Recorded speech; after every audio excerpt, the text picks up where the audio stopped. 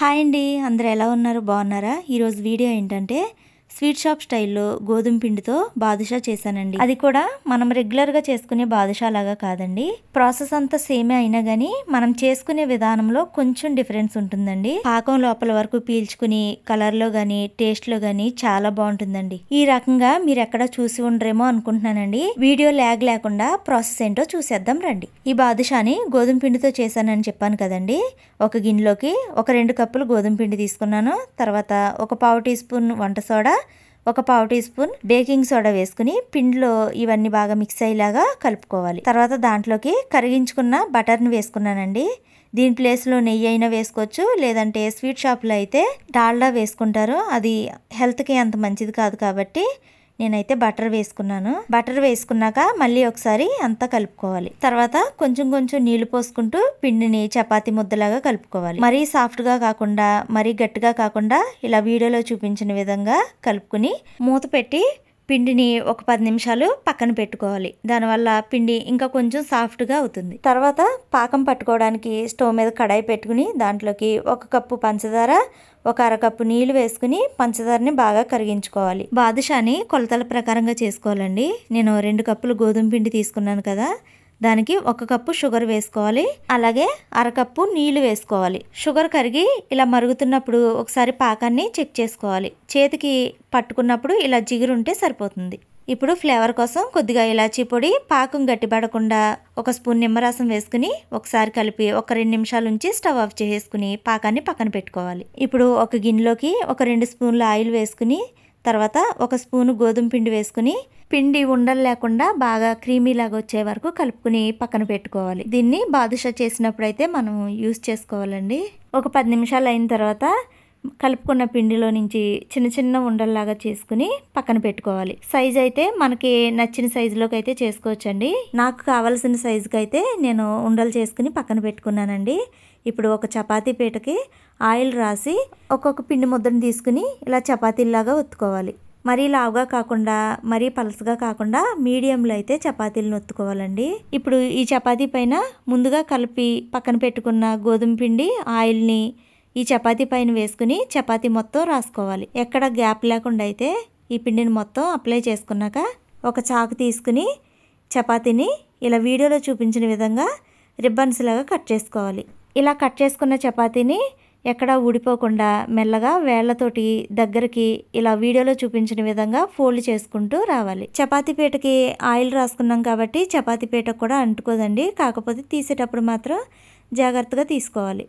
ఇలా అంతా దగ్గరికి అనేసుకున్నాక దీన్ని మళ్ళీ ఇలా వీడియోలో చూపించిన విధంగా రౌండ్గా చుట్టేసుకుని ఇలా వేళ్లతోటి దగ్గరికి ప్రెస్ చేసుకుంటే సరిపోతుందండి.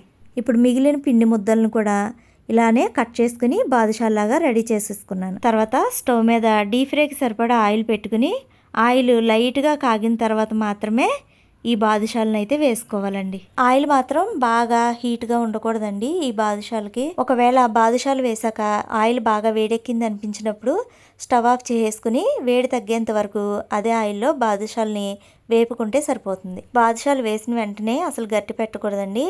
అవి వేగి ఆయిల్లో పైకి లేసిన తర్వాత ఒక పక్క అంతా కలర్ వచ్చిన తర్వాత రెండో వైపుకి మార్చుకోవాలి. బాదుషాలు బాగా వేగిపోయి మంచి కలర్ వచ్చినాయి చూసారు కదా, అన్నీ కూడా ఒకటే కలర్లోకి వేగిని.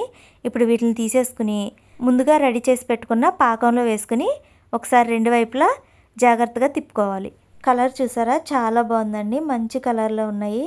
అదే స్వీట్ షాపుల్లో అయితే ఫుడ్ కలర్స్ అవి యాడ్ చేస్తారండి. అవి హెల్త్కి అంత మంచిది కాదు కాబట్టి ఫుడ్ కలర్స్ని వాడకపోవడమే మంచిదండి. ఇప్పుడు వీటిని ఈ పాకంలో ఒక 5 నిమిషాలు ఉంచుకుంటే సరిపోతుంది. ఇవి పాకం పీల్చుకునే లోపల నేను మిగిలినవి కూడా వేసుకుని వేపుకుంటున్నానండి. ముందు వేసినవి పాకం పీల్చేసుకున్నాయండి 5 నిమిషాలకే. ఇప్పుడు వీటిని ఒక ప్లేట్లోకి తీసేసుకుంటున్నాను. పాకం లోపల వరకు పీల్చుకున్నాయండి చూసారు కదా. ఈ పాకం విషయంలో కొత్తగా నేర్చుకునే వాళ్ళకి కొంచెం డౌట్ ఉండొచ్చండి. తెలియని వాళ్ళ కోసం ఇలా ఒకసారి నేను చెప్పిన విధంగా ట్రై చేయండి.